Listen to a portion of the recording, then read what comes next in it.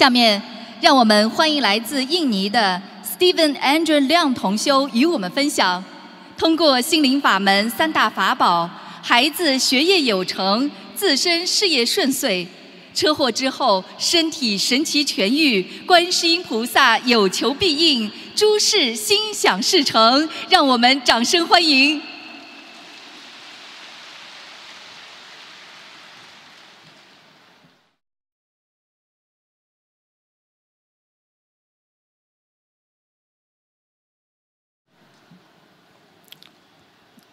Terima kasih kepada Kuan Yin Posa yang Maha Welas Asih dan Maha Penolong. Terima kasih para Buddha Bodhisattva dan para pelindung Dharma. Terima kasih pada Master Lu Chun Hong. Saya Stephen Andrian Leong, umur 52 tahun.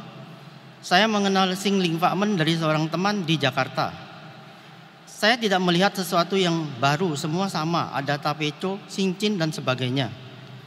Saat itu saya hanya ingin tahu tentang Xiao Fang Zi, karena saya ingin membacakan untuk ayah dan kakak saya yang sudah meninggal di tahun yang sama, 2016.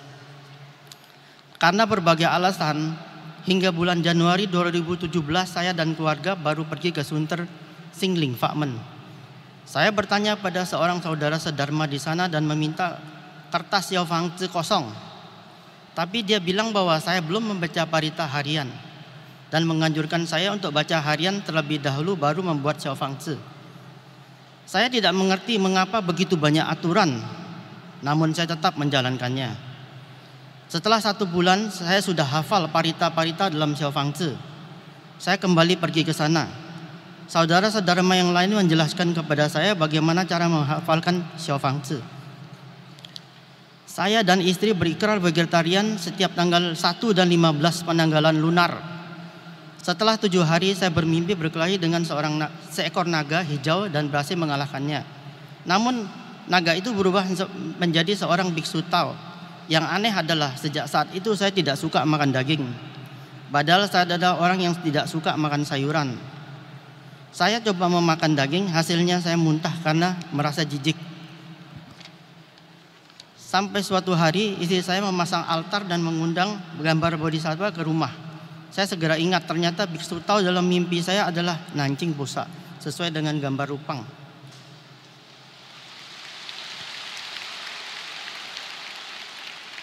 Ujian pertama, saya sudah menghabiskan banyak uang dan mengirimkan anak saya untuk belajar kedokteran di Jerman, tapi visa tidak keluar. Anak saya sudah berikrar vegetarian seumur hidup dan juga melafalkan Xiao Fang Zi. Mengapa tidak ada hasil? Sebenarnya Buddha itu ada atau tidak?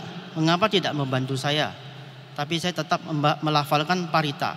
Sampai 3 bulan kemudian anak saya diterima di Universitas Guangzhou, jurusan kedokteran dengan beasiswa penuh. Lalu anak kedua saya juga ingin bersekolah di luar negeri. Saya belum menyadari bahwa perekonomian saya sedang menurun. Saat itu saya merasa putus asa hingga rasanya Tuhan mencabut nyawa saya saja. Rumah dan mobil tidak laku untuk dijual. Dalam 3 hari, dalam 1 minggu, saya terus mencoba menghubungi totem master. Ingin menanyakan permasalahan hidup saya.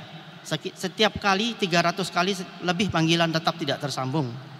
Hampir setiap minggu saya menelpon, bahkan setiap bulan mencoba tetap tidak tersambung.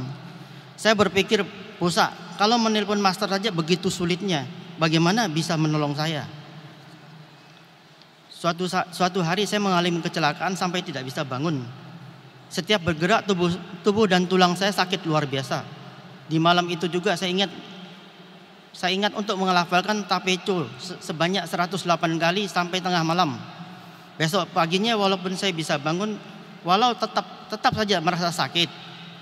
Saya lanjut melafalkan begitu sampai 3 minggu dan sakit saya sembuh total tanpa diobati.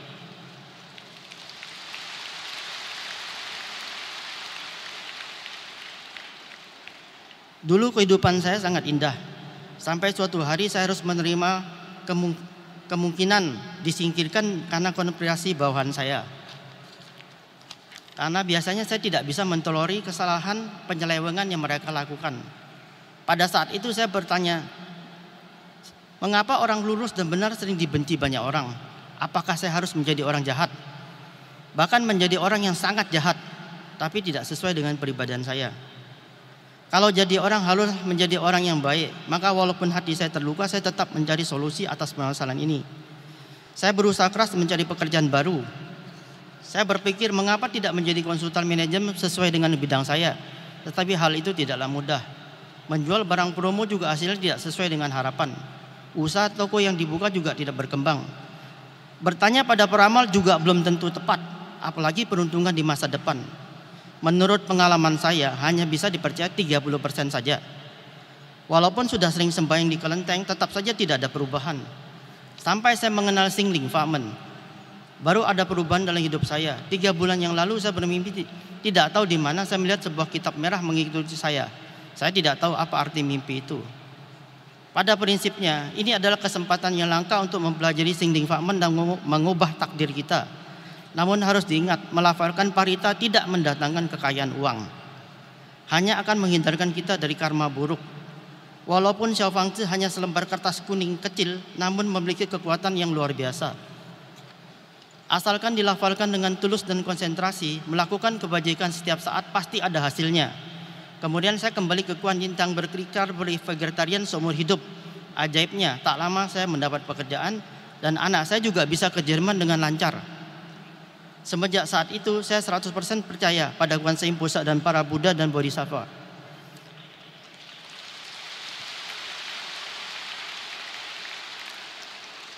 Pesan saya pada semua hadirin, janganlah putus asa.